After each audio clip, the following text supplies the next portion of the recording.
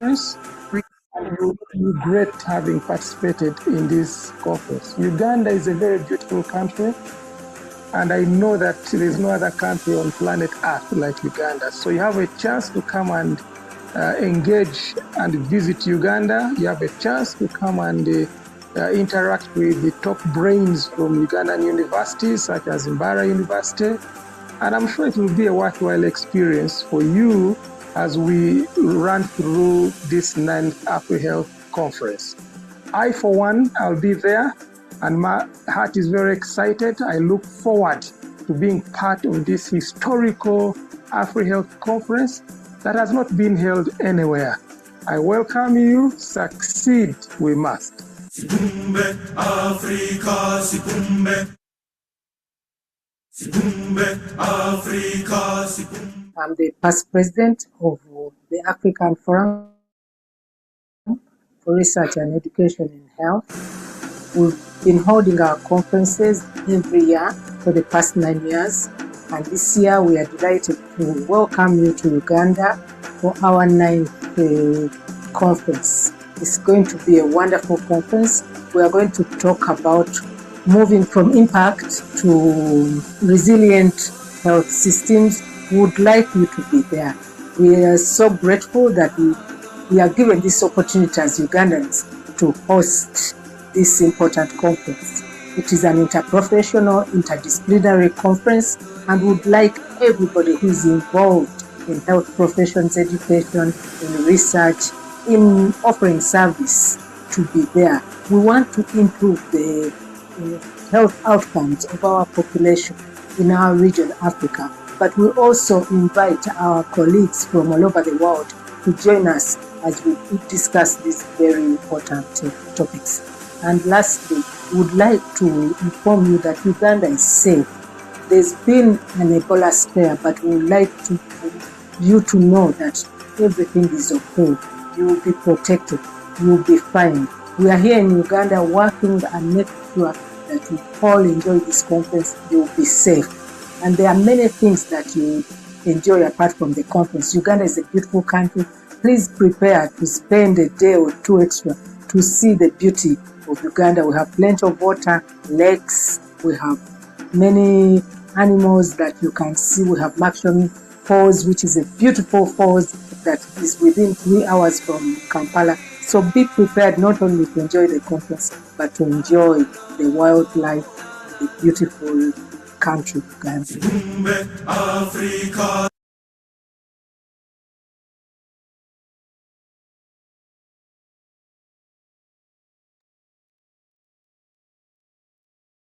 All right.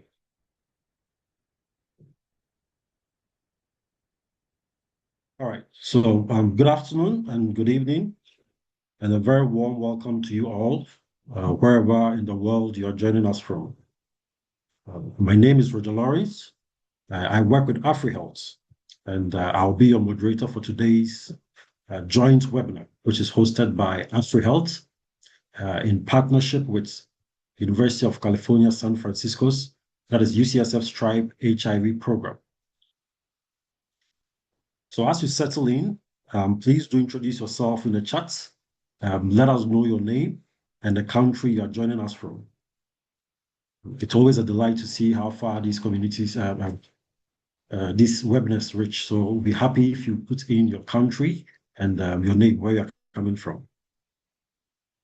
All right, so today we have 3 distinguished speakers, which include the crux of today's webinar, which is an overview of UCSF STRIPE's new model, that is the introduction to artificial intelligence for healthcare. So the first speaker, let me say, will ground in on what AI is about, how to prompt these tools effectively. The second speaker will also educate us on the responsible use of AI and how to the safe and ethical use of AI in healthcare. And then we'll have also UCSF, a rep from UCSF also to also speak on how we can access the course, when and what time, and also the modules that will be on the particular course as well. So whether you are entirely new to AI or already applying it in your work, you are in the right place this afternoon.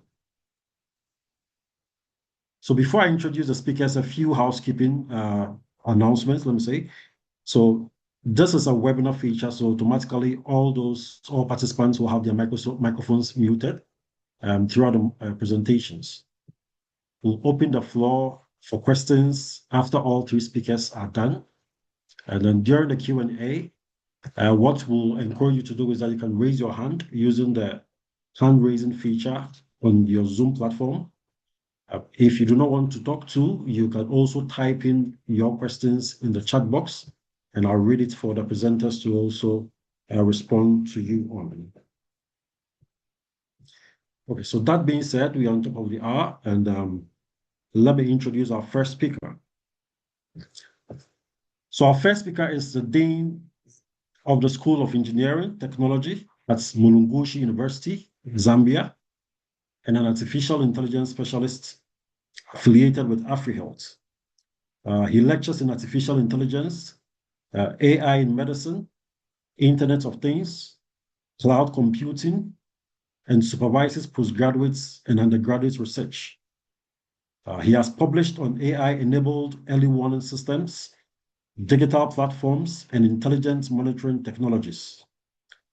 Through his research and policy engagement, he advocates for scalable and affordable digital health solutions to strengthen primary care healthcare systems and improve access to services across Africa. So he'll set a foundation what AI is and bring to life with a practical walkthrough of prompting. So ladies and gentlemen, I invite Dr. Brian Halubanza. Dr. Halubanza, please, over to you. Yeah, thank you very much. And it's nice to be here. Like I've been introduced, my name is Brian Halubanza, based here in Zambia. And it's my pleasure to be part of this webinar and share what I'm passionate about, especially for the African audience. Okay, so let me just share my screen.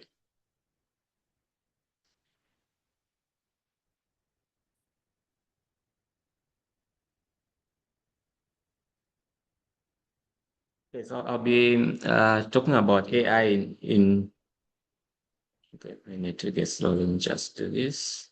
Okay, thank you. I'll be talking about AI in healthcare, and specifically I'll emphasize prompt engineering. So ideally, we'll be looking at using AI to strengthen communication, clinical reasoning, and human-centered care.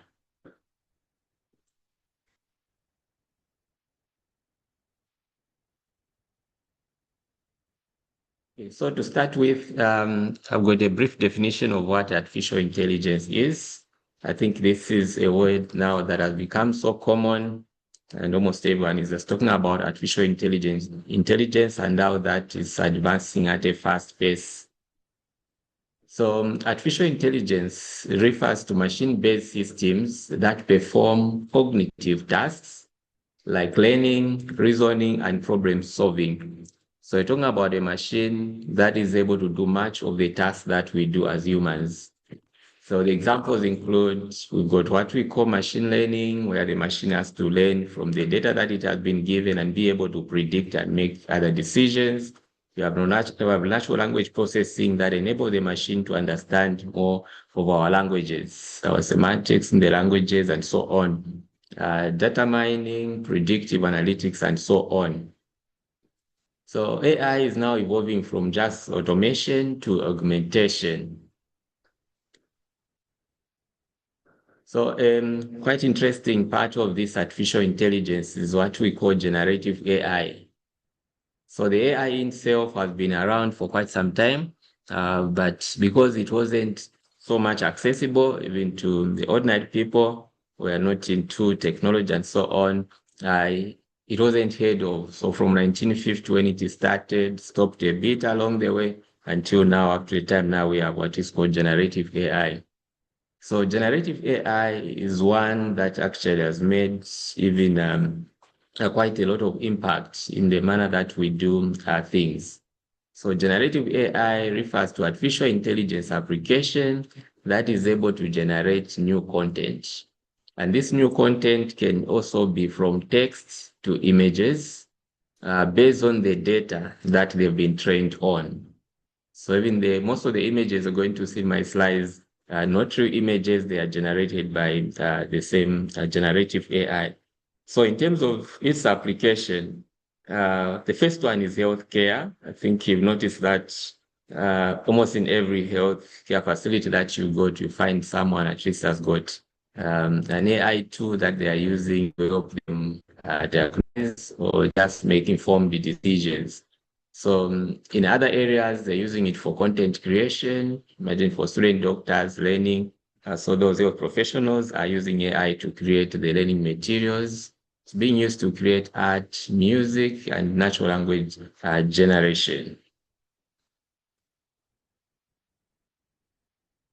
Okay,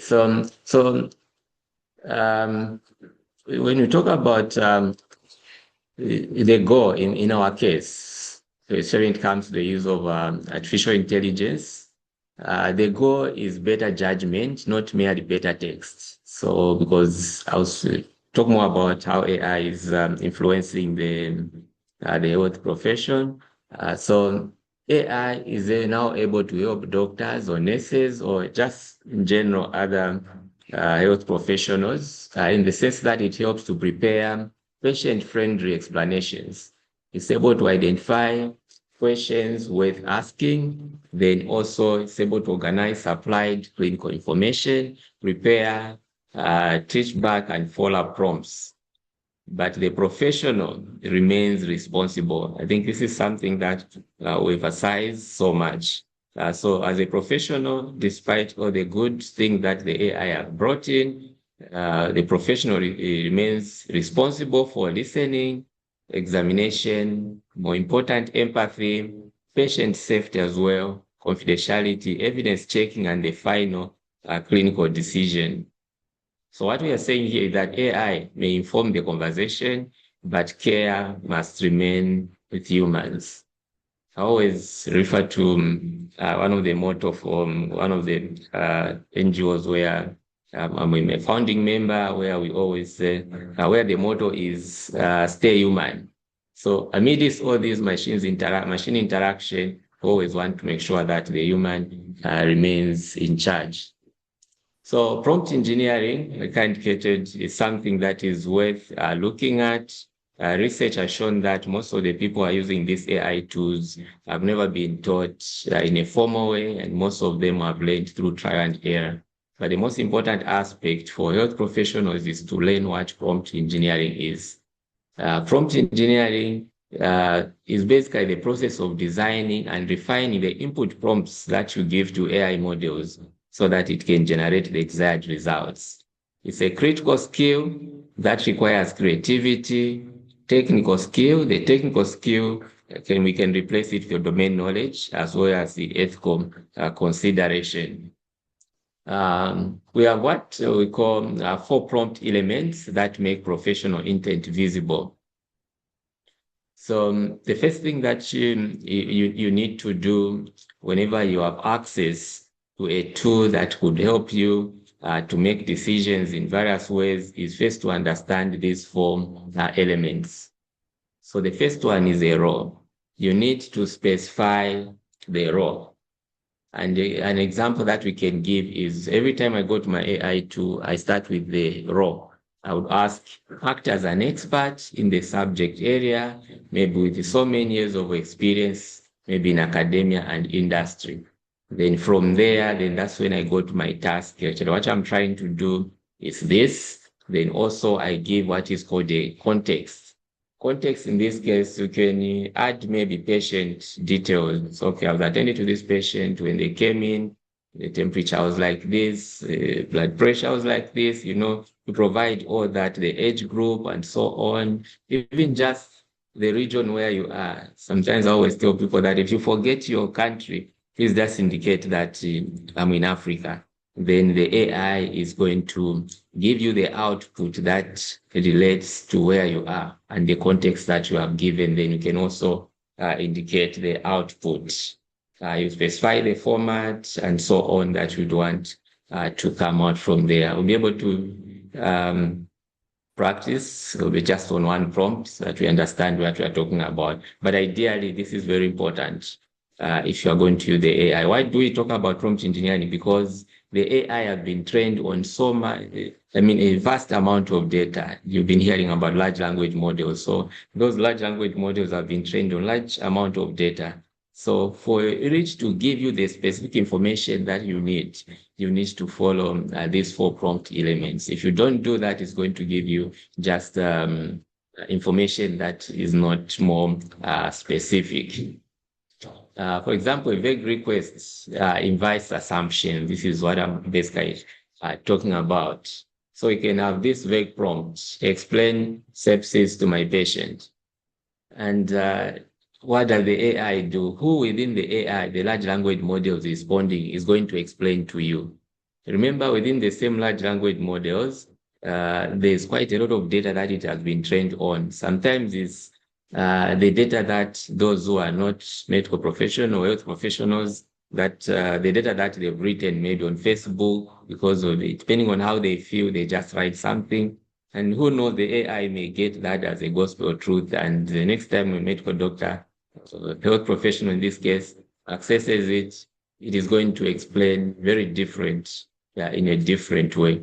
So if you are going to have a good prompt that should explain this to a patient, you need to ask it to behave in a certain way that will make it maybe a professor or a medical doctor, so that it gives you the actual information that is needed. Remember, you need the form prompt structure for you to be able to do that. So you're saying that you use these prompts before a difficult patient conversation. So the role, the task, the context, as well as the output. So in short, the prompt prepares the conversation, then the professional conducts it. So keep the patient at the center of AI-supported care. So a good example is that before AI, the doctor or nurse listens, examines, and forms an initial clinical view. And this has been the traditional way that we are very much familiar with. But with AI is going to help organize the supplied facts. It will test the assumptions and prepare the explanations. So now you're augmented with the AI, the doctor augmented with AI. So now with the patient now in the loop, professional discusses options, checks, understanding, and agrees the next step. Just last week, I think we were discussing with colleagues on one of the webinars where now the doctor, as the doctor is talking to the patient, there's this third person which is got the AI that is able to record the the explanations or the discussion that are going on. Then after that, the AI is able to summarize what has been discussed and be able to give feedback.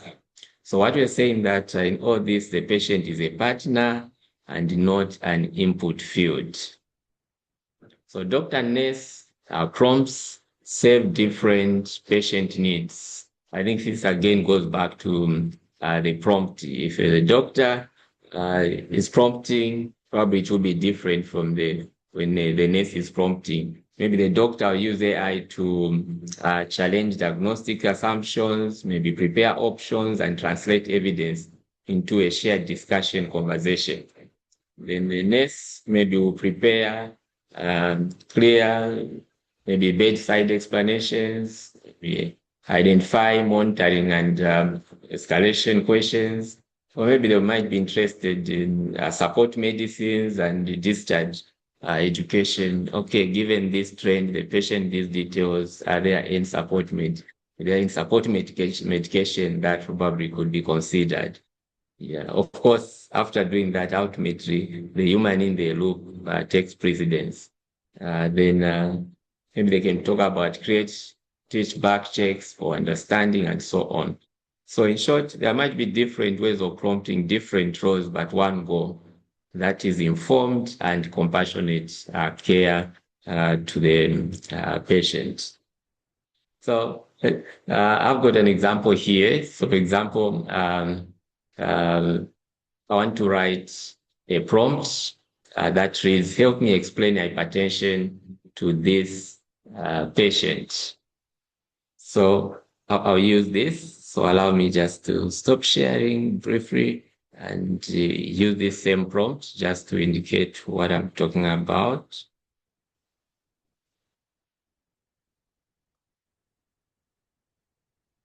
Okay, so let me share my, I'm using a page for ChatGPT, reason being that I do, my work requires a high level of accuracy so that I don't mislead either my institution or just misleading my students, or even when it comes to polishing up my research articles or even just my modules. So I'll need this information. Okay, I hope everyone can see this. So the idea is we would want to explain hypertension to a patient. So most of the health professionals and other professions, they just go to AI, ChatGPT in this case, and they just type this. And immediately they do that, they press that, then the AI will think through it, and after that, it will give them the information. So it will say, hypertension means your blood pressure is constantly higher than it should be, blood pressure is this, and so on. But if you look at this, sometimes even the language that is used might not be consistent with what a medical profession would give. And we don't even know who within this AI is answering this because we haven't indicated anything to them. So in that case, let me go back to it. Hopefully, okay, you can see it. So the best way of doing it is to use the form prompt elements. So the first one is the role. So what I want is I want someone who really understands this in the sense that they've worked maybe in academia and they've also done the practicing. Then after that, then they should be able to explain that to the patient. So I'll say act as an expert in the subject area with, let me say, 50 years experience. Probably this will be a professor in the medical field. 50 years. I don't know how many of the participants here have got 50 years experience in academia as well as in the medical profession. So let me say industry.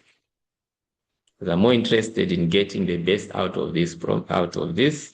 So what I've done is I've just given it the role, and already the task is there. Help me explain this to the patient. So maybe the one thing that I need to do now is to give more details about the context. Maybe just within a few seconds, anyone who can help with us giving the context. I've given my role. Help me explain. Okay, then what's the context? What can we add under context based on what we discussed? Just anyone can just unmute yourself for free.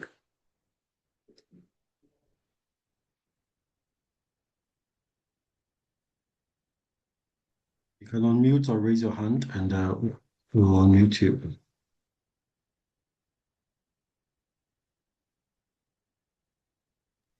Winifred, there's a hand raised. George, can you please unmute George?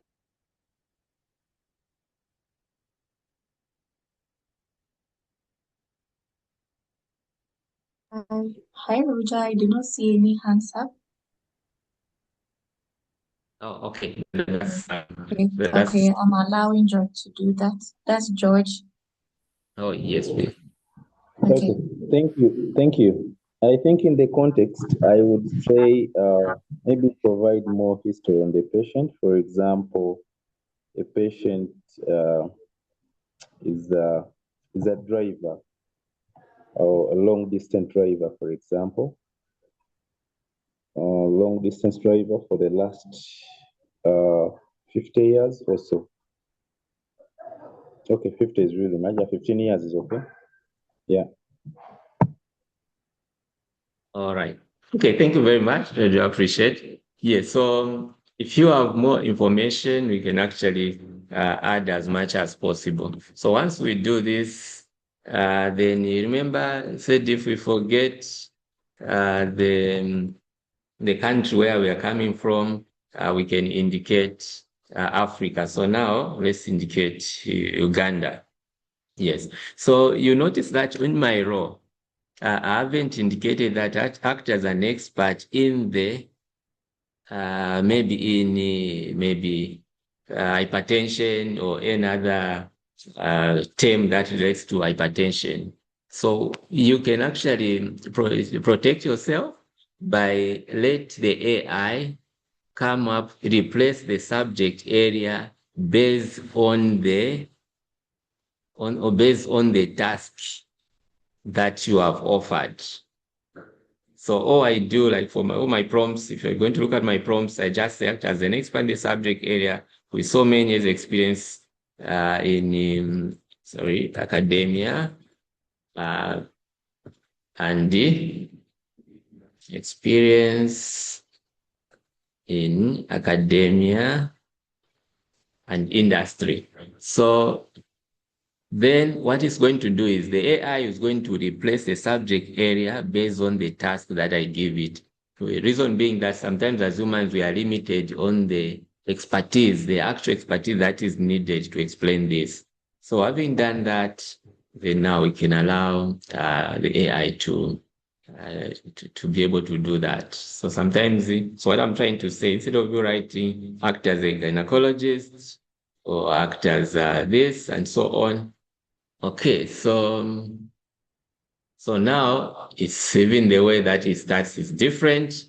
It even says you may explain it in a respectful, patient-friendly way like this. Hypertension means that the pressure of blood flowing through your blood vessel, different from the first one, remains higher than the health range. Think of your blood vessels like the pipes of a vehicle. When pressure remains too high for a long time, it gradually strengthens the pipe and the pump. In your body, the heart is the pump. You may not feel sick because hypertension often has no clear symptoms. However, if it is not controlled, it can quietly damage the heart, brain, kidneys, and so on. So your work as a long-distance driver may make controlling blood pressure more challenging. Sitting for many hours, limited exercise, stress, maybe alcohol, and so on, or salt roadside food can contribute to poor blood pressure control. This does not mean driving caused your hypertension, but your working routine may affect how well it is managed. So it goes on and on. Yeah. So lastly, finish with a teach back question. Because your health and road safety are both important, please tell me in your own words what hypertension is and how you plan to control it while traveling. Okay, so you can probably do quite more. At times, you may even get information from the patient and be able to use that information to respond to their challenge. So as we conclude, let me just have, okay. So what you're saying that protect the patient before, during, and after prompting. So never paste identifiable patient information into an approved AI system. What we are saying that please leave out the patient ID so that their information is not being used by the AI models to train itself. So among the challenges, as we encourage health professionals to use AI, is the the data privacy. We are talking about handling and protecting patient data to prevent misuse. Because it's possible to take a picture of a file or where the doctor has written and ask AI to have a second opinion and so on. Or maybe, and you find that maybe some of those notes that the doctors write might have personal information, and the AI will train itself. The next time someone comes and Googles your name, then it will list all the diseases that you've had in the past. So biasness and fairness, the AI in itself is not pure in itself. It's biased towards a particular region that has more data that was used to train it.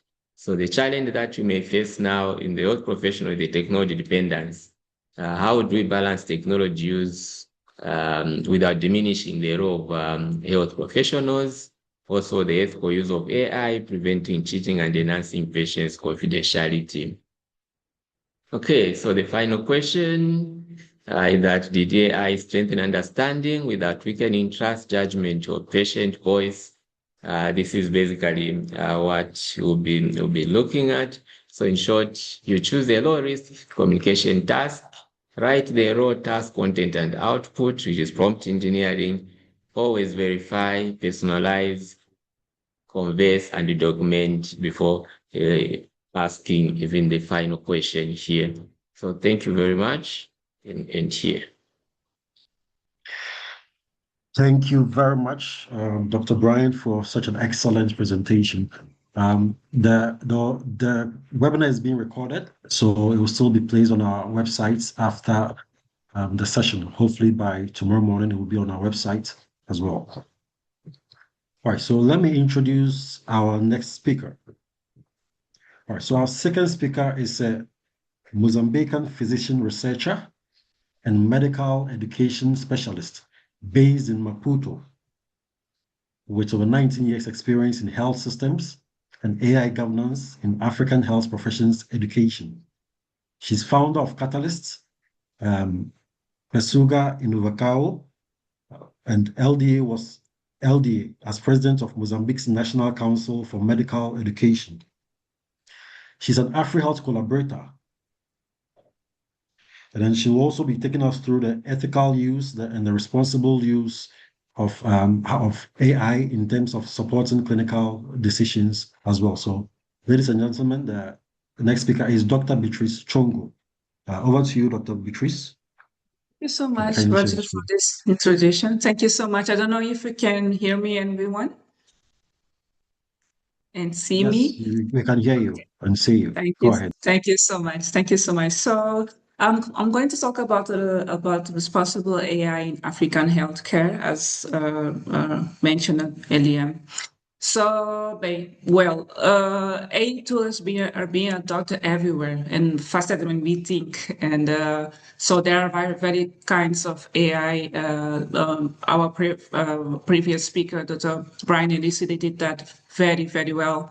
And thank you so much, Dr. Brian, because it gives me really a base for continuing this conversation on AI. And that is an example of a study from 2025 from Drs. Kagunga et al. Who during an umbrella review, they found that there are more than 400 validated diabetic retinopathy screening algorithms worldwide.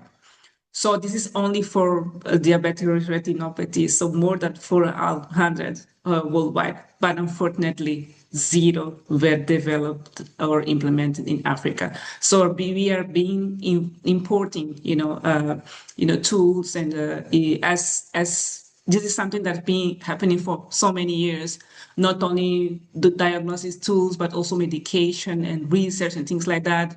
But we have a lot of information in Africa, so we could be thinking about doing something about that too, about AI too. So the gap is not a reason to avoid AI. It's a reason to be careful when using it and know exactly what are we doing and exactly what we needs to be checked before we use. So we are going to talk about 2 segments today. One is the safe and responsible use, and the other is applying AI to patient care. So for the safety and responsible use, we'll be talking about protecting the privacy of and also confidentiality while maintaining human responsibility for decisions like data sovereignty, the disclosure principles, and also human responsibility and handover. And the second one, it will be like using AI tools to support real clinical decision safety and also in a critical way. So we will discuss 6 questions before we trust the tool. We will talk about a case study in emerging African tool and just a 30-second clinical check, safety check. So about privacy, confidentiality, and human responsibility. So we have to take into account 3 principles, okay, for privacy and responsibility. The first one is data sovereignty. We have to understand who owns the model, where is data going. Dr. Brian already spoke a little bit about data privacy and when we prompt an AI and the information that we share with the AI. So we have to take that into account. What are we contributing to when we use tools to build our property and foreign databases? So it happens that we share information from our patients and the next day we are seeing data of our patients in a manuscript publishing in America or Europe and things like that. It happens, unfortunately. So we have to understand how does it work and how we are going to manage this information. Now with the fast AI era, it's really a huge concern that we have to take into account. So the second one is disclosure principle. If AI tool informed our recommendation, our patient has to know about it. So we have to clarify our patient that we used AI to discuss, to inform our decisions about our patient. So we don't need to use a technical explanation about that. We just be honest and talk to our patients. And the third one is human responsibility in handover. So the AI outputs must be labeled and in any record or handover. Yeah. The decision, of course, the accountability for it remains ours, but not the tools. Not it's not the decisions. Doesn't need to come or doesn't. It never has to be from the AI tool, but we have to decide. We use the AI to support our decisions, but we are the ones who have to decide about it. The patient is our responsibility, not AI's. So, for instance, we can say something simple like this. I use the decision supporter tool to help me think through this. Okay? The recommendation you are hearing reflects my clinical judgment, informed by that tool, but the decision is mine, and it is based on my assessment of you. I understand that. I remember that when I was dealing with intimate partner violence for my PhD, I was trying to understand how the medical curriculum runs in medical school, medical curriculum content, intimate partner violence curriculum content runs in the faculties of medicine in Mozambique. It was a little bit challenging to understand. I think it's still a major discussion everywhere. That's if we have to approve or give like a mandatory report, for a case of intimate partner violence. Many countries have adopted the mandatory report, but there are some countries that are still, have challenges about this mandatory report. Even like more in African countries, because we think that many, think that intimate partner violence it's not it's a family issue, it's family matter. So we don't disclose that. And I remember that when we were talking about that, and we were discussing about the forms to fill about intimate partner violence, like the report of intimate partner violence. Many were saying that we are too busy with so many patients. So we have patients with malaria, hypertension, and things like that. How we will want to find time report like a different form for intimate partner violence. So this was a major discussion. So this is something else,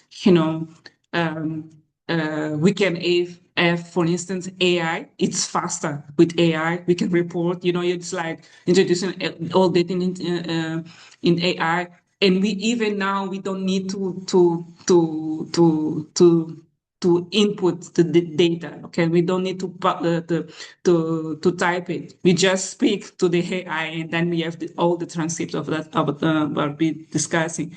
So, but with all this facilitation, we have to take into account that the decision is ours, the providers, not the AI tool.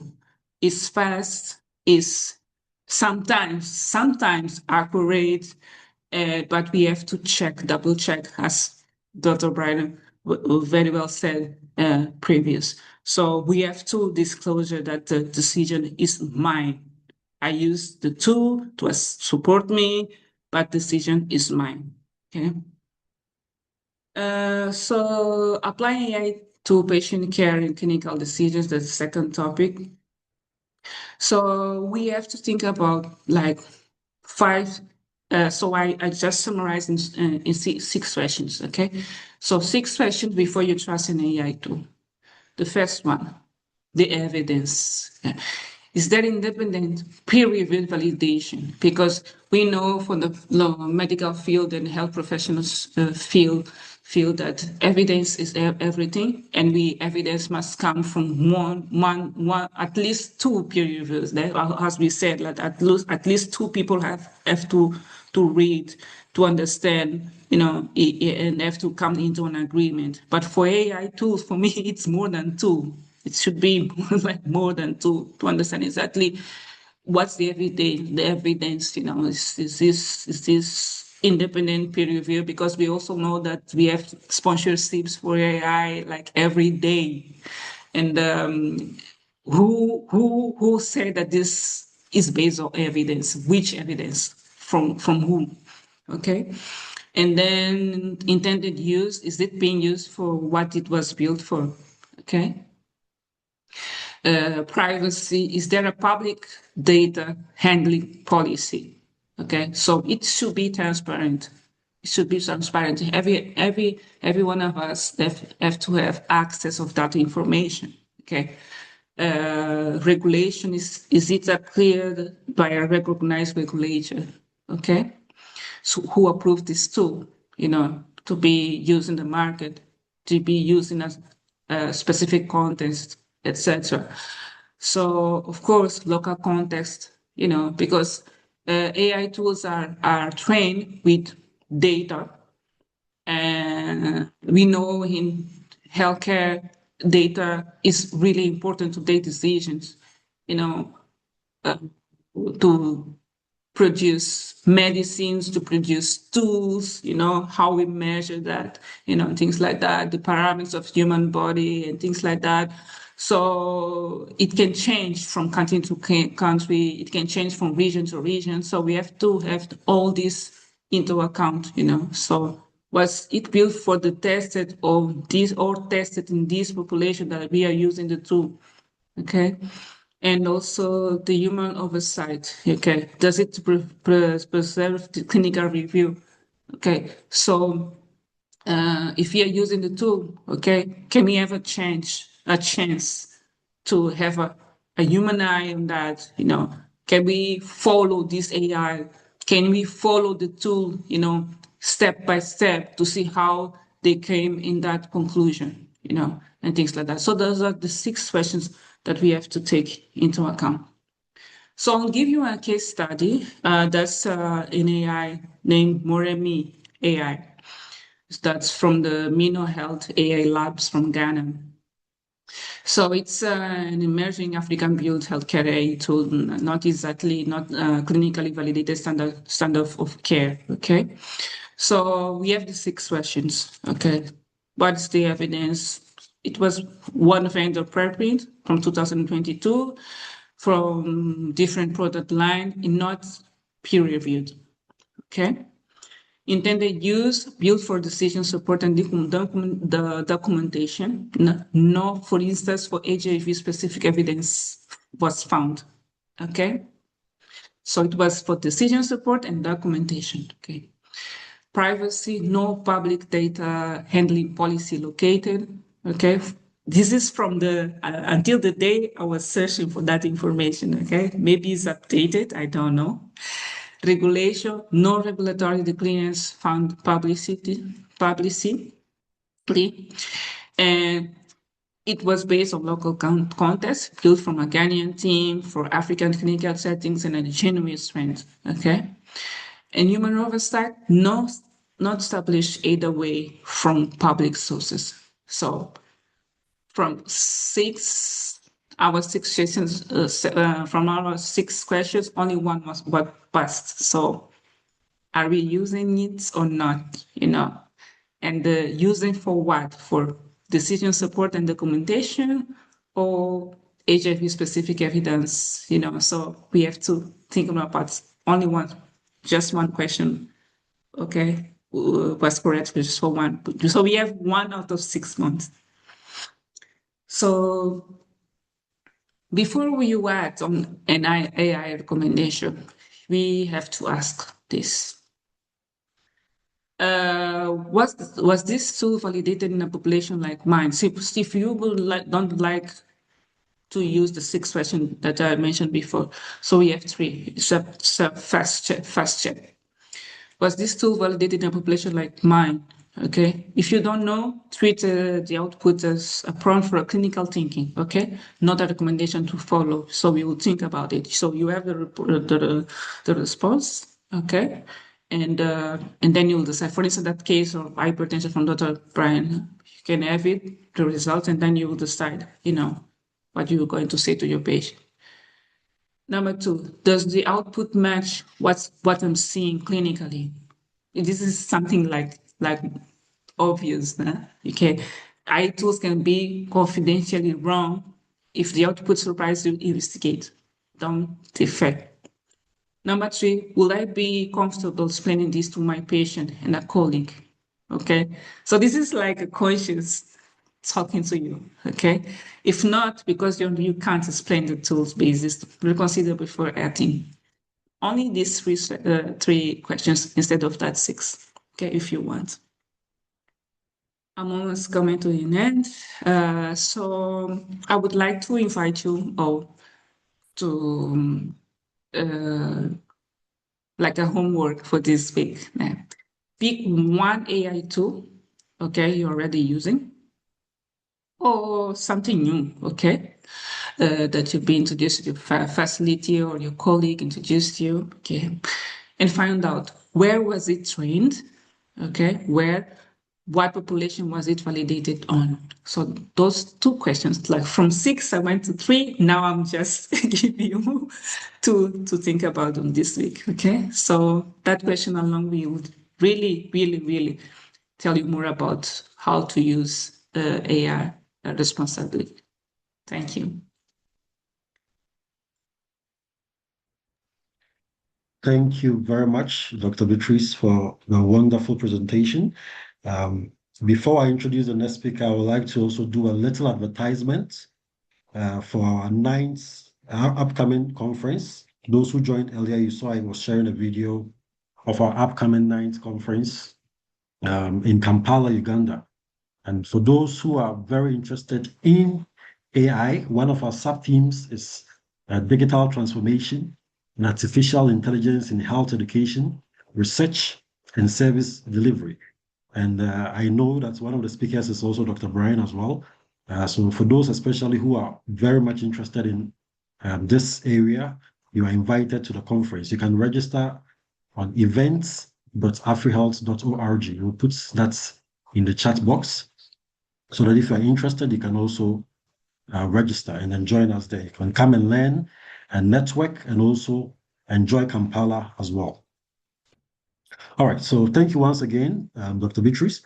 Our final speaker is Program Coordinator with the University of California, San Francisco. That's the STRIPE HIV program. where she coordinates digital communications and educational content. She also supports the development of practical learning resources that strengthen the global health workforce. So she will lead on the practical learning resources behind today's module. And then she will also tell us about how and when we can access the course on the AFREhealth LMS. So I invite Melissa Pastruk from UCSF to also take over. Melissa, over to you. Thank you, Roger. Let me just get my screen sharing. Can you confirm that you can see the presentation? Sure, yes, I can see the presentation. Wonderful, thank you so much.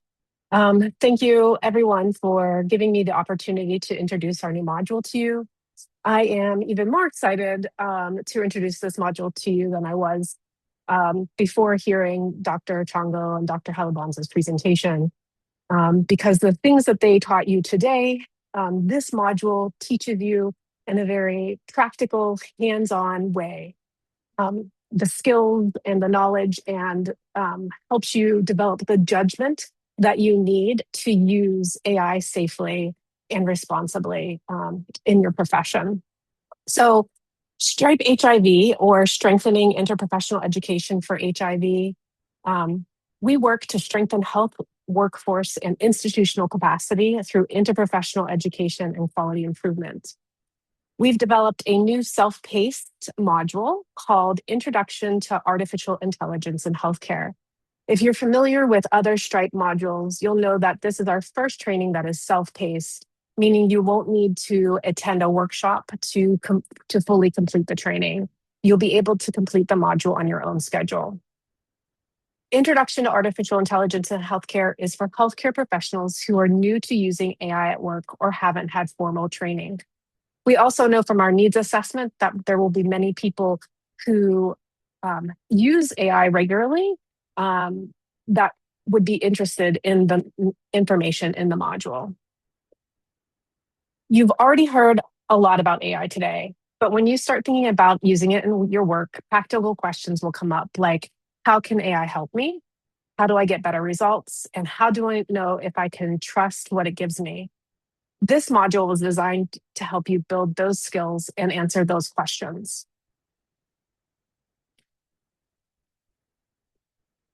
These are the 5 skills we focus on in the module. First, you'll start by exploring how AI could be useful in your work. Then you'll learn how to build and improve prompts to get more useful results. From there, we focus on responsible use, deciding when AI is appropriate, protecting private and confidential and sensitive information, and understanding your responsibility when using it. You'll also practice evaluating what AI gives you rather than assuming that the answer is accurate just because it looks convincing. And finally, you'll bring all of those skills together and apply them to healthcare practice. Throughout the module, one principle stays the same. And you've heard it from Dr. Halabanza and Dr. Chongo today. AI can support your work, but it does not replace your knowledge, your experience, your professional expertise, or your responsibility. As I said earlier, this is a hands-on module. So you're not going to just read about AI. You'll use it throughout the course from the very beginning. You'll try healthcare-related tasks with AI and compare what different tools give you. You'll write and revise prompts and see how the responses change. You'll work through a healthcare scenario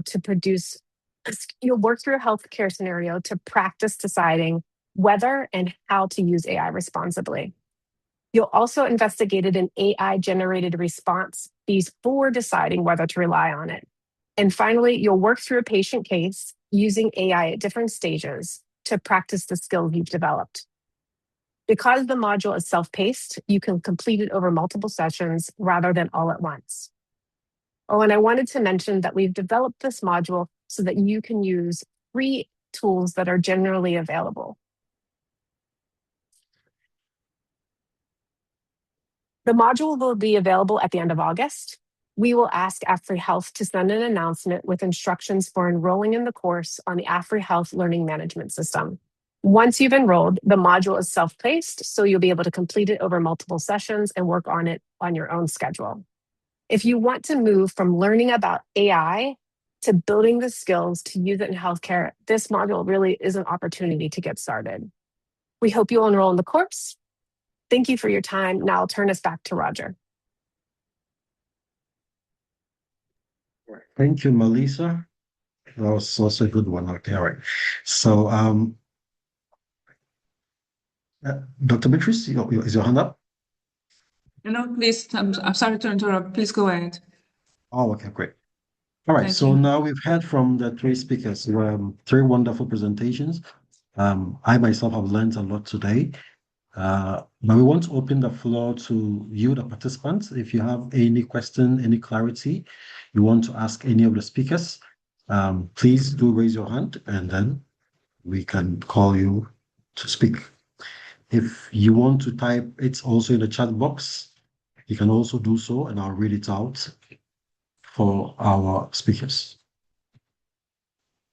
So whilst I'm waiting, there's a question in the chat box. Let me read. It says, from Boniface in Jekyll.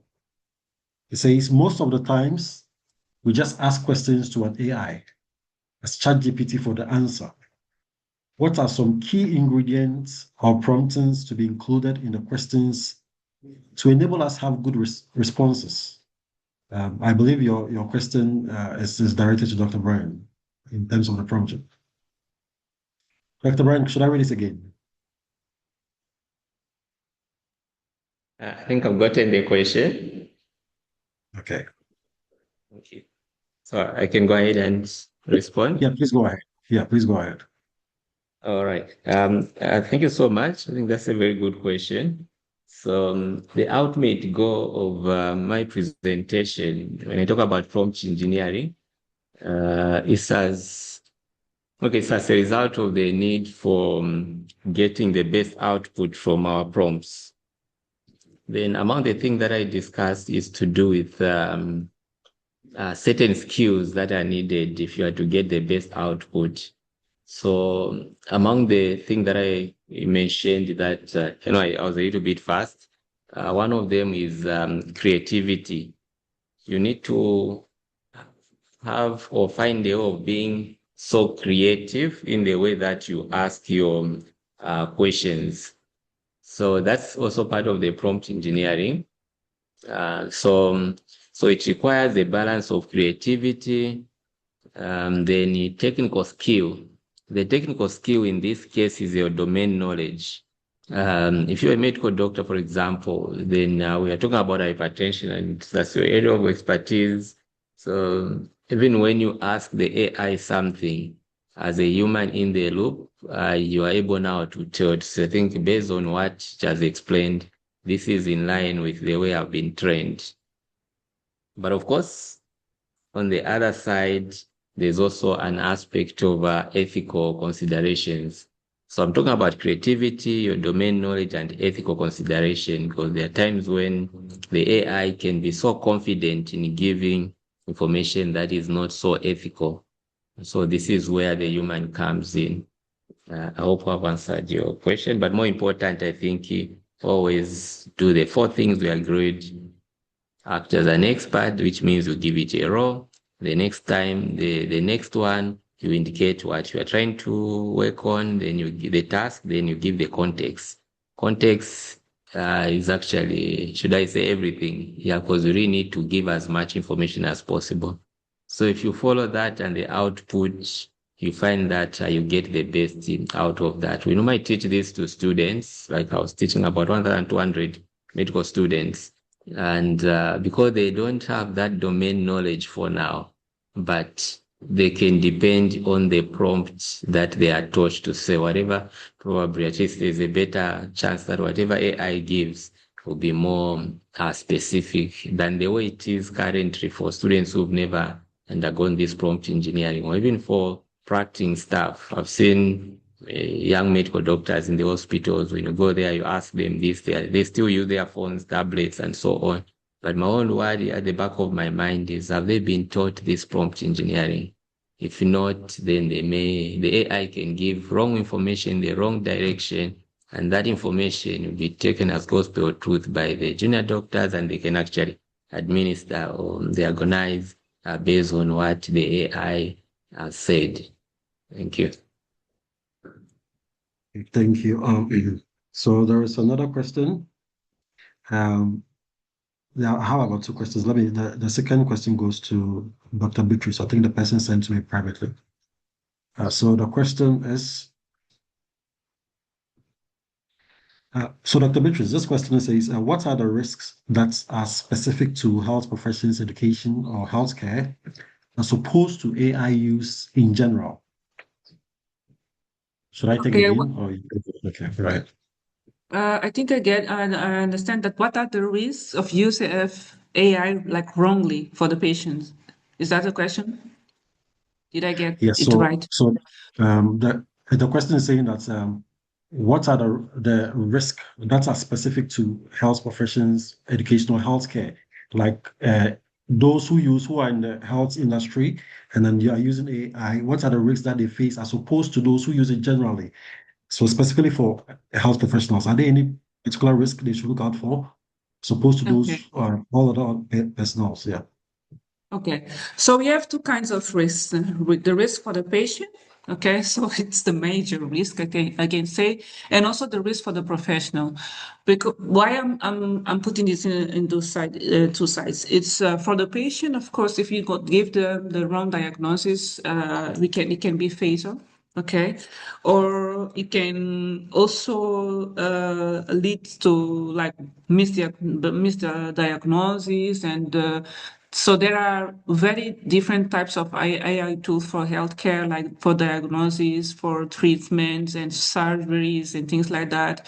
Imagine if we have the wrong interpretation of signs and symptoms of the patient, and also the lab tests, because there are AIs also that interpret lab tests. So if we have to go through a surgery or even a treatment, if we delay treatment or we have the wrong diagnosis, of course, it can be fatal for the patient.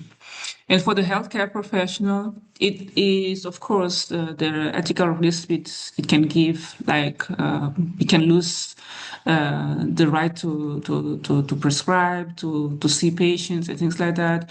And it also, I can take it to the mental health of the patient, mental health of the healthcare professional. It happens a lot when we have a lot of patients in our contest environment. That we have a lot of patients, we would like to do things faster, and support the patients like faster. And we use AI, and we don't take the time to understand exactly what or to interpret the results of the AI. And of course, as I said during the presentation, to check if the symptoms are related, signs and symptoms are related to exactly what the AI is saying about our patient. Okay, and then the other risk is that we have this thinking that AI will replace us, and we can see that if an AI can perform a surgery into a patient that is in Africa, and then the tool is in Europe, and we just have like a small device, and so the doctors who's performing the surgery via AI is in Europe. From now, many of the tools for instance for surgery are supervised by human eye, of course. So we just give some prompts and things like that, information about the patient, and then so they perform the surgery in the context of the patient. But imagine if you have the wrong diagnosis, or imagine if we have the wrong surgery, things like that, it can be fatal. And the mental health of the family, of the patients, of the health unit. And as we see, there are many people against AI, and it can also bring, a lot of, chaos in healthcare, and this mistrust that we have with AI. So I can divide the three parts: mental health, the concerns about the patient, and concerns about the healthcare profession. Thank you. I don't know if I get the question right. Sure. Thank you so much, Dr. Chongo. Yes. Thank you. There's also some few questions, but there's another one I think which is also directed to you. It says, for Dr. Chongo, when it comes to patients, information, and confidentiality, what are the lines faculty and students should never cross? What they should never What is the line that they should never cross when it comes to never patients, cross. information, and confidentiality? Yeah, never cross. That is, Yeah, it shouldn't, yeah. yeah. I think that the first line that we should never cross is being honest. This is the first thing, being honest, disclosure. I am using AI. Okay. Of course, there is, unfortunately, here in many other low resource settings, we have this problem of quality of education. Okay. So we are always complaining that our healthcare professionals are not they're not qualified or well qualified or the way we would like to be qualified. And so education is bad in Africa and everywhere, like low income countries and things like that. So imagine if we are using AI, the AI is not from our context. We don't have data that validated that tool. So we are using that tool and the diagnosis is wrong, So we have to be honest with the patient. It's not because, and explain that it's not because I don't know. Of course, I know I don't. There are no anyone learns every day. Everyone is learning every day. Even if I have 20 years or 50 years as a professional, I'm learning. So with this AI thing, learning is fast, very, very fast. And so we have to have the courage to tell our patients that I'm using AI. And I'm using AI, it's not because I didn't study or things like that. It's because things change, the environment change. We have this climate change. We have new diseases like every day. And the AI can support me in supporting you. So I'm using AI to try to understand. Let me give you an example. There was a news because I'm AI fanatic. I don't know if there is this name. It's a new name for that or not. But I always follow news and tools and things like AI. I'm fascinated about AI. Really, I am. And with all the controversies that we have about AI, I think that I can defend myself why I'm using too much AI, but it's never too much. There was a case of a patient. There was two cases that really changed my mind, like really made me pursue more and understand more about AI. Two cases. The first case was a patient that had a rare disease, symptoms that he didn't understand what's going on. Maybe I'm a bit related to this one because I also went to this 2021 traumatic moment, like 6 months, trying to figure out what I have, and I was really bad. 6 months in bed and not knowing exactly what I have, and I'm a medical doctor. I'm talking to my friends, to my colleagues. I said, no one knows what I have. So after 2 years, I got my diagnosis, 2 years. And the right diagnosis, but I'm okay now. That's why I don't complain.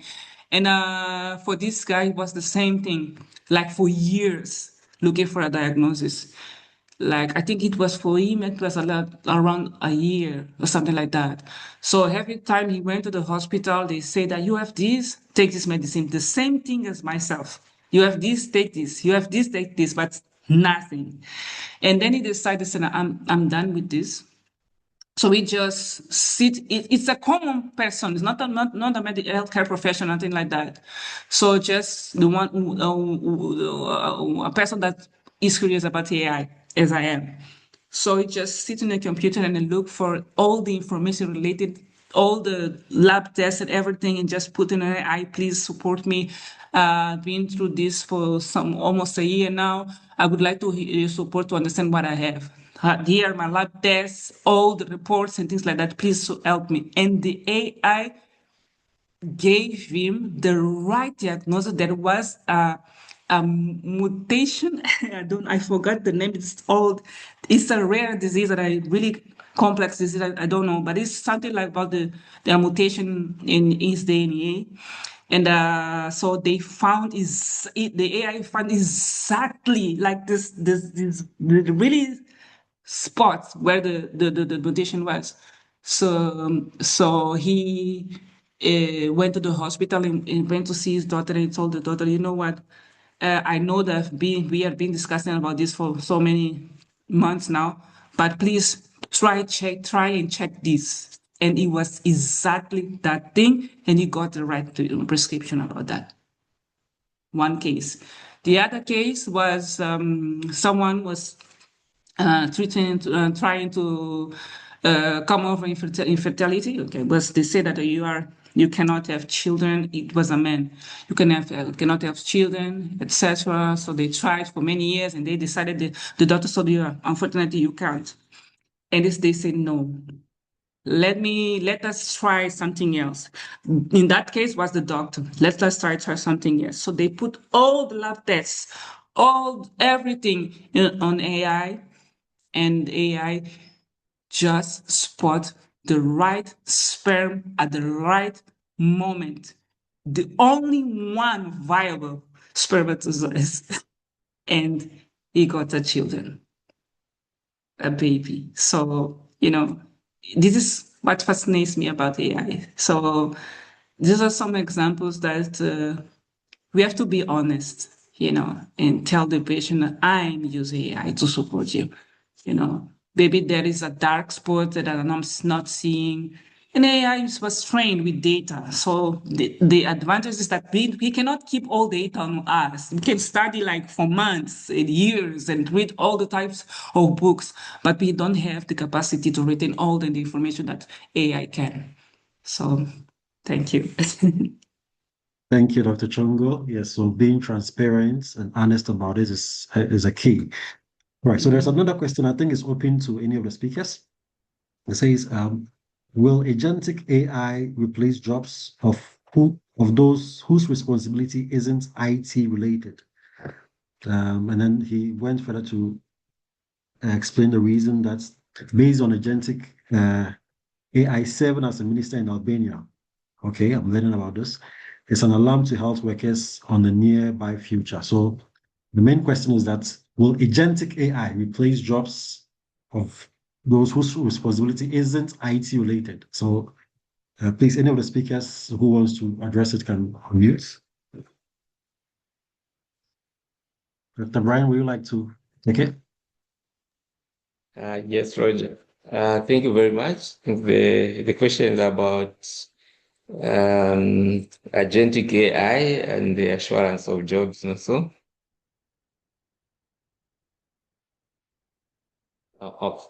Okay, thank you very much. So the AI agents have been designed in such a way that they are able to probably go an extra mile.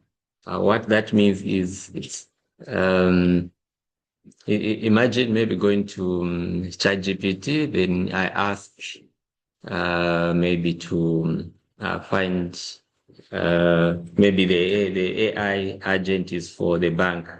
So I could, for example, just ask AI, could you please check my account balance at the bank? Then it goes ahead and not just give me the balance, probably it even sends a statement to my email and so on. So what this means is the agentic AIs are doing more than what just the prompt engineering can do, or what everyone else has been doing. So they go an extra mile to provide information more than what you did. Like currently, I think we now have certain agents within our emails where you could just be getting updates that this person emailed you, have responded. I looked at your calendar and noticed that you'll be having a webinar, so you'll not be able to respond. So that kind of thing. So yeah, then in terms of the future prospects, one important thing is I always look at the positive aspect. This AI model that we are looking at now, they've achieved what we call singularity or super intelligence. So what this means is if everyone in the world is going to make use of that super intelligence, the world probably will be a better place in the sense that there are certain tasks that we do, we take a lot of time to accomplish. They'll be accomplished maybe within a few seconds and so on. Imagine doing things that you could have done in 6 months, then you do them in 1 week because you have got this super intelligence around you that you are using. So in terms of the job prospects, maybe let me talk about health, for example. One of the jobs probably is the radiologist. Initially, they'll be there, take the X-rays and probably maybe take to the doctors to interpret those X-rays and then give medication diagnosis and finally give the medication. Now, the current AI tools that we have that are already being embedded in the X-ray machines, they are now able to not just collect you take the X-ray, it takes the X-rays, then at the same time, it's able to tell whether there's pneumonia or TB or something like that. Then, and also show exactly within that segment that the area within that image, that X-ray, where the disease actually is, and talks about it, and even provide some kind of medication that can be used for that. So what that means is a certain job that used to be done by radiologists that now have been taken over by the machines. So what that means is that there are certain types of jobs that are going to be taken, especially in the health profession. In the health profession, talking about in the law profession, in the accounting profession, these are some of the highly influenced AI influenced jobs. So once those are taken over, there will be other jobs that will be created as we go on. But of course, there could be more changed than probably the number of jobs that might be added. So, and most of these, of course, they will need the human input or we call it human in the loop, even as these things are being done. So expect more accuracy in the way that you diagnose diseases and so on. Thank you.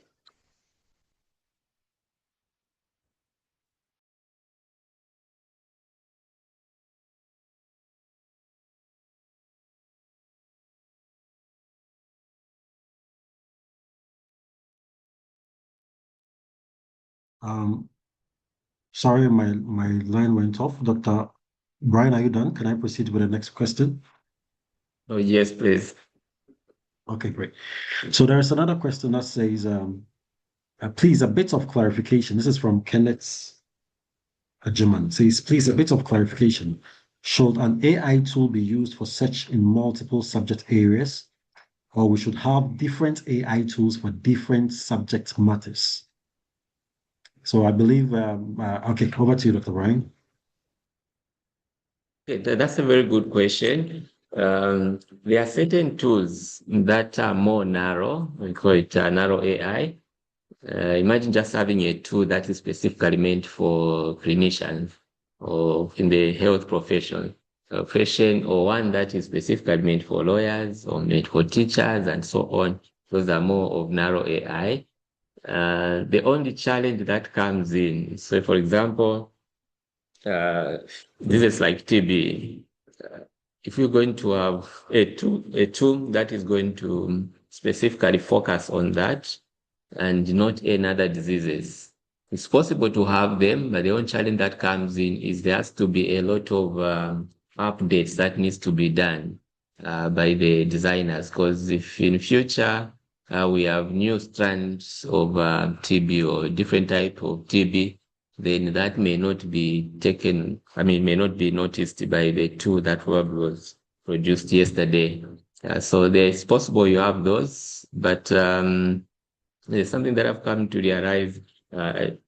Most of the people actually would rather use a general tool than they just know how to prompt properly so that they can get the best from there. Because we have very few big companies that are able to train and to be able to train machine learning, large language models so that they can be used. That's why you've noticed that even in Africa, I think currently we don't have any of the tools that we can actually consider being Africa made because it's very costly to train large language models. This is where you find OpenAI, you have maybe Google, DeepSeek, considered to be more of Chinese. Yeah, so it's quite expensive. Yeah, and maybe since we're talking about this, I can bring this out. I was recently, was it last year, in Nairobi, this year, I think, yeah, in Nairobi, where AFREhealth was represented, where we are talking about data sovereignty and so on. So under that, during the Ministerial Summit, we are looking at how Africa can get its own data, be able to train large language model, and be able to, allow the masses or the citizens to use it so that their data is not given out there. Then I was for the contrary view that if you look at the rate at which AI is advancing, whoever is not on that large language models doesn't exist. So meaning if my details are not on the AI, my information that I've written, my publications and so on are not on the AI, meaning I don't exist. Because the current generation will just go to AI. Can you please tell me about Dr. Lubanza? Then if the AI model, if I use my data and protected it to such an extent that is kept in key and lock, meaning no one is going to know about me. So what that means is look at health data from Africa.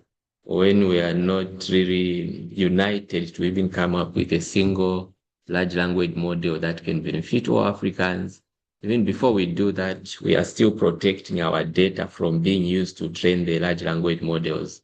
And yet our citizens are going to AI and say, okay, I'm feeling this, every morning I feel like this, and so on. What do you think I should do? And because it has less data on Africa, you find that the AI will use the data from America to be able to give the diagnosis for that. And the citizen trust these models so much. So I've been an advocate saying that why don't we package our data so nicely and talk to OpenAI?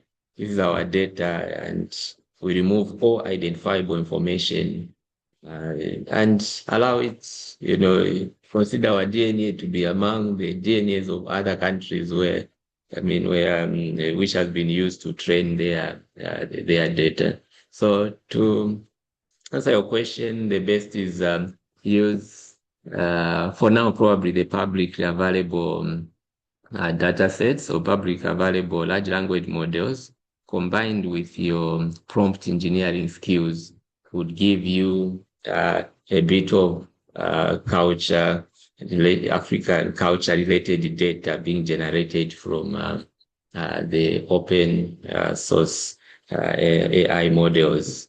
Then for you, this is a critical space. If you're going to be using AI and you work in the clinic or in any health facility, the best you can do is pay for the AI model, even $20 per month, maybe share with your colleagues and so on, that you can pay a little amount every time that you are required to do work that requires a high level of accuracy. The AI models are advancing so fast, and you are likely to get the best help through such kind of platforms. Thank you. Okay, great. Thank you, Dr. Ryan. We'll be rounding up in exactly 5 minutes time. So I think I can pick about two more questions, and then we can bring it to an end. Now, there's one question sent to me directly for Melissa. It says, Dr. Melissa, is the course going to be free, and how many modules will there be in the course? Does it also come with certificates? So, Melissa. Thank you for those questions. The course is going to be available for free to AFREhealth members. The model in the course, I'm not sure if that means like the AI model in the course or the number of objectives, maybe some clarification for that part. And does it come with a certificate? This course currently does not come with a certificate. This is, since it's the first time we are offering this course, it's a pilot program. And so perhaps in the next iteration, but at this time, it does not come with a certificate. But if there's some clarification on the how many models question, I'd be happy to answer that. Sure. Okay. All right. All right. And there is another question here that says, can the use of AI in migration health help in detection of the distribution disease among migrants? Warren, can you unmute and expand more on your question so that our speakers can understand? Warren Munga, would you like to speak?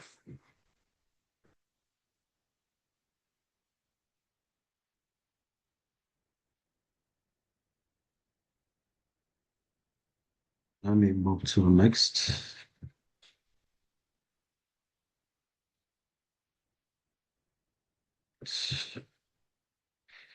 So this is a suggestion from Patience Awumi, who says, her humble opinion is AI has come to stay and is helpful. She, however, thinks that at times there is over-reliance by some of us, especially where we could apply ourselves in some of the activities. So finding a fine balance, I think, her humble take. Thank you so much, Patience. All right, okay. I think there are no further questions. Unless I have missed any question, you can raise your hand and we can allow you to talk. You can probably accommodate one more question before we call it a day. All right, so there's a hand up. Paddy, please speak. Thank you. That's my question.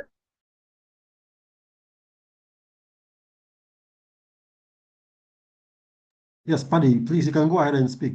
If you have a question, go ahead.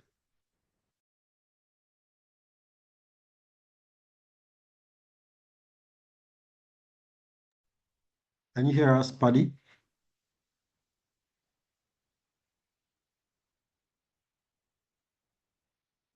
Can you hear us? Okay. Is there anybody else who would like to speak whilst Paddy tries to work on his microphone? If there's somebody who wants to speak, kindly raise your hand.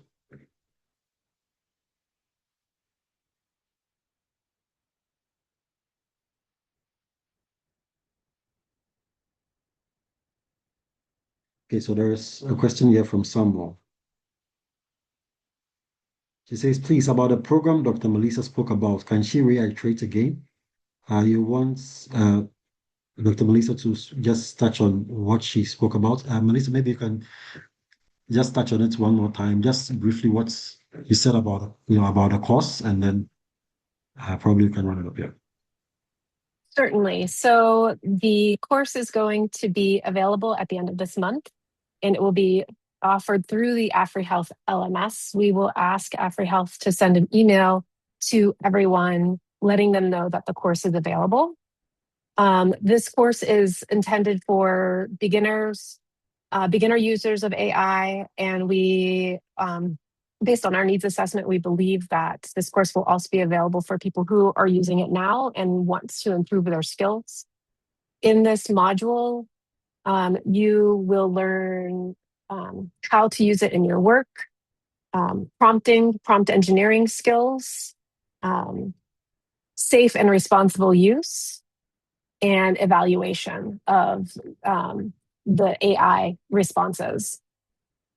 In the end, you'll actually take everything that you learn through those other 4 areas and apply them directly to a clinical case for healthcare practice. It's a self-paced module, which means that you will be able to take this on your own time.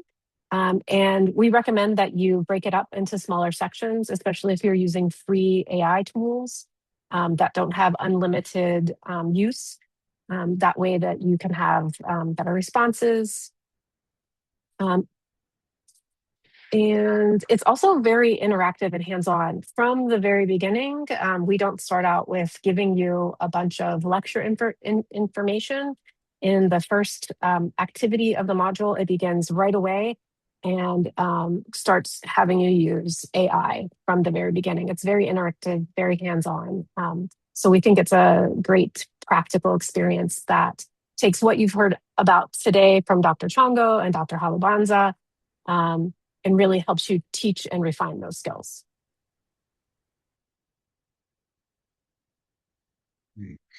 All right, great. So, okay. All right. So on that note, I think it's exactly 3:30 here GMT. So we'd like to say thank you once again to our 3 wonderful speakers. That is Dr. Brian Halabanza, Dr. Beatrice Strongo, and Melissa Pastruk. And also to UCSF STRIPE HIV program for partnering with us. And thank you, all of you, for joining and also for your wonderful questions as well. I have learned a lot also myself today. And lastly, a reminder that today's session was recorded and then will be shared afterwards. We'll send you an email with a link. It will also be on our website or the previous webinars as well. And in regards to the course, I myself will personally email every one of you when the course is ready. So that those of you who are interested, I can then enroll you onto the course.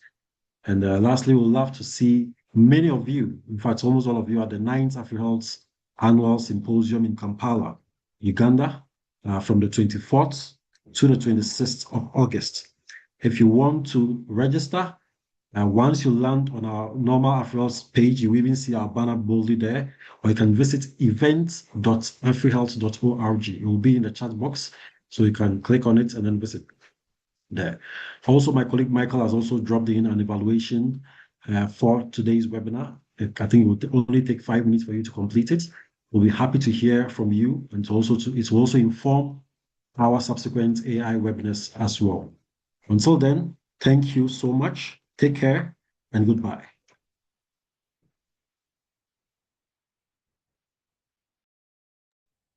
Thank you. Bye-bye.